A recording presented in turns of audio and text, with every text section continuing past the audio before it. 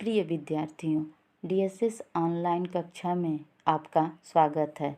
मैं आपकी हिंदी अध्यापिका सरदा सिंह एक बार फिर आप लोगों को हिंदी वसंत भाग 2 के पाठ 3 हिमालय की बेटियां, जो कि एक निबंध है, उसके बारे में बताऊंगी, जिसके लेखक नागा अर्जुन जी हैं। जैसा कि हमने पिछले वीडियो में पढ़े थे कि लेखक जब नदियों को दूर से देखता था तो नदियाँ उसे किसी सभ्य महिला की भांति प्रतीत होती हैं, जिसे देखकर उनके प्रति आदर और श्रद्धा का भाव उत्पन्न होता है, जिसमें वे डुबकियाँ लगाते थे। लेकिन जब लेखक हिमालय पर चढ़ा तो वह नदियों का बदला हुआ रूप देखकर आश्चर्यचकित होता है। ये नदियाँ पर्वतों के मध्य कितनी दुबली पतली दिखाई देती हैं, लेकिन जब समतल धरातल पर पहुँचते ही यह क्या होती हैं, विशाल रूप में बदल जाती हैं। लेखक कहता है कि जब यही नदियाँ मैदानी भाग में पहुँचती हैं तो विशाल रूप में बदल जाती हैं। लेखक ने सिंधु और ब्रह्मपुत्र दो ऐसी महानदियों के बारे में बताया है कि यह हिमालय के हृदय की बर्फ की पिघली बूंद से अपना अस्तित्व पाती हैं। स्वयं ये कुछ नहीं है और निरंतर समुद्र की ओर प्रवाहित होती हैं, इसलिए इन्हें महानद भी कहा जाता है। आज हम इसके आगे के भाग को पढ़ेंगे और उसकी व्याख्या करेंगे। जिन्होंने मैदानों में ही इन नदियों को देखा होगा, उनके ख्याल में शायद ही यह बात आ सके कि बूढ़े हिमालय की गोद में बच्चियां बनकर ये कैसा खेला करती हैं। माँ बाप की गोद में नंगधड़ंग होकर खेलने वाली इन बालिकाओं का रूप पहाड़ी आदमियों के लिए आकर्षक भले न हो, लेकिन मुझे तो ऐसा लुभावना प्रतीत हुआ वह रूप कि हिमालय को ससुर और समुद्र को उसका दामाद कहने में कुछ भी झिझक नहीं होती है। लेखक कहता है कि जिन लोगों ने इन्हें समतल धरातल अर्थात मैदानों में इन नदियों को देखा होगा तो शायद ही उनको इस बात का ख्याल आया होगा कि ये भी हिमालय की गोद में बच्चियां बनकर खेला करती होंगी। लेखक का कहने का अर्थ है कि बूढ़ा हिमालय इन नदियों का पिता है। जिस प्रकार छोटे बच्चे माता पिता से कोई शर्म नहीं करते, तो उसे लगता है कि वैसे ही इन नदियों ने भी अपना नंग धड़ंग बचपन हिमालय रूपी माता पिता की गोद में बिताया है और इनका यह आकर्षक भले ही पहाड़ी आदमियों को आकर्षक न किया हो, मतलब इनका यह रूप भले ही पहाड़ी आदमियों के लिए आकर्षक न किया हो, लेकिन मुझे बहुत ही लुभावना प्रतीत हुआ। उसके बाद लेखक कहता है कि जब ये बड़ा स्वरूप पाती हैं तो क्या होती हैं, जाके सागर के पास अर्थात समुद्र से मिल जाती हैं। तो इसलिए ऐसा सोचते ही वह लेखक को क्या कहता है, समुद्र को दामाद और हिमालय क्या लगता है, उसका ससुर लगने लगता है। अर्थात हिमालय ने अपनी बेटियां सागर के हाथों में सौंप दी है, इसलिए हिमालय को ससुर और समुद्र का उसका दामाद कहने में लेखक को कुछ भी झिझक महसूस नहीं होती है। कालिदास के विरही यक्ष ने अपने मेघदूत से कहा था, वेत्रवती अर्थात बेतवा नदी को बेटा वेत्रवती नदी भी कहा जाता है। वेत्र नदी को प्रेम का प्रतिदान देते जाना, तुम्हारी वह प्रेयसी तुम्हें पाकर अवश्य ही प्रसन्न होगी। यह बात इन चंचल नदियों को देखकर मुझे अचानक याद आ गई और सोचा कि शायद उस महाकवि को भी नदियों का सचेतन रूपक पसंद था। दरअसल जो भी कोई नदियों को पहाड़ी घाटियों और समतल आंगनों के मैदानों में जुदा जुदा शक्लों में देखेगा, वह इसी नतीजे पर पहुँचेगा।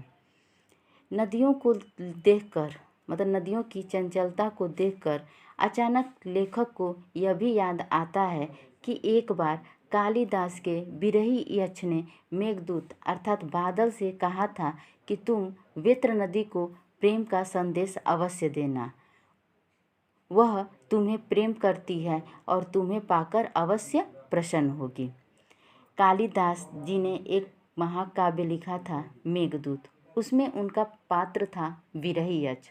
उस यक्ष ने मेघदूत से कहा था कि वेत्रवती को, जो बेटा जिसको बेतवा नदी भी बोलते हैं, उनको तुम प्रेम का प्रतिदान देते जाना, जिसे वह पाकर क्या होंगी, अवश्य ही प्रसन्न होंगी।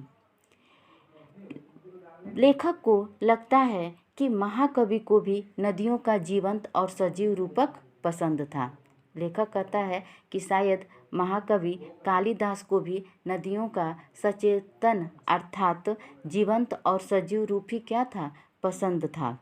वास्तव में पहाड़ों से निकलती नदियाँ व समतल धरातल पर बहती नदियों को जो भी देखेगा वह दोनों में अत्यधिक अंतर पाएगा, क्योंकि पहाड़ों पर बहने वाली नदियाँ तो अल्हड़ बच्चियों के रूप में दिखाई देती हैं, वह मैदानों में बहती नदियाँ अपने आप में मस्त नवयौवना के रूप में सभी को आकर्षित करती हैं। काका कालेलकर ने नदियों को लोकमाता कहा है, किंतु माता बनने से पहले यदि हम इन्हें बेटियों के रूप में देख लें तो क्या हर्ज है। और थोड़ा आगे चलिए, इन्हीं में अगर हम प्रेयसी की भावना करें तो कैसा रहेगा। ममता का एक और भी धागा है जिसे हम इनके साथ जोड़ सकते हैं, बहन का स्थान। कितने कवियों ने इन नदियों को दिया है। एक दिन मेरी भी ऐसी भावना हुई थी। थोलिंग तिब्बत की बात है। मन उचट गया था, तबीयत ढीली थी। सतलुज के किनारे जाकर बैठ गया। दोपहर का समय था। पैर लटका दिए पानी में। थोड़ी ही देर में उस प्रगतिशील जल ने असर डाला। तन और मन ताज़ा हो गया तो लगा मैं गुनगुनाने। लेखक कहता है कि काका कालेलकर ने नदियों को लोकमाता का रूप दिया है, क्योंकि जिस प्रकार एक माँ अपने बच्चों का लालन पालन अर्थात भरण पोषण करती है, उसी प्रकार ये नदियाँ भी सर्वस्व कल्याण करती हैं, तो इसलिए उन्हें लोकमाता कहा है।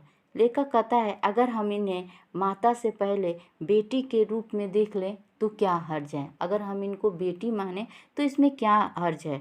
और लेखक कहता है कि कुछ आगे और चलिए तो कुछ कवियों ने इन्हें प्रेयसी अर्थात प्रेमिका का रूप दिया है, और कुछ ने तो इसे कहा है कि ममता का एक और स्थान है, वो है बहन का। तो कुछ कवियों ने इन्हें बहन का भी स्थान दिया है। लेखक कहता है कि एक बार उसका मन बहुत ही उदास था, तो वह तिब्बत में सतलुज के किनारे जाकर बैठा और पाँव को अर्थात अपने पैर को पानी में लटका दिए, और थोड़ी ही देर में तन और मन क्या हो गया, ताज़ा सा प्रतीत हो गया। और लेखक क्या हो गया, फिर कुछ गुनगुनाने लगा। जय हो सतलुज बहन तुम्हारी, लीला अचरज बहन तुम्हारी। हुआ मुदित मन हटा खुमारी, जाऊं मैं तुम पर बलिहारी। तुम बेटी यह बाप हिमालय, चिंतित पर चुपचाप हिमालय। प्रकृति नटी के चित्रित पट पर अनुपम अद्भुत छाप हिमालय। जय हो सतलुज बहन तुम्हारी। तो लेखक क्या गुनगुनाने लगा कि हे सतलुज बहन तुम्हारी जय हो। तुम्हारा स्वरूप क्या है, बहुत प्रिय है। तुमसे तो हृदय प्रसन्न हो। सारी खुमारी अर्थात आलस दूर हो गया। मैं तुम पर क्या होता हूँ, बलिहारी जाता हूँ। तुम पुत्री हो और हिमालय तुम्हारा पिता। पिता हिमालय चुपचाप रहकर भी तुम्हारे लिए क्या है, चिंतित है। प्रकृति तो नर्तकी के समान है। इसी प्रकृति के प्रांगण में हिमालय अपनी अद्भुत और अनुपम छटा बिखेर रहा है। हे सतलुज बहन तुम्हारी जय हो। तो ये था नागा अर्जुन जी द्वारा लिखा हुआ निबंध हिमालय की बेटियां।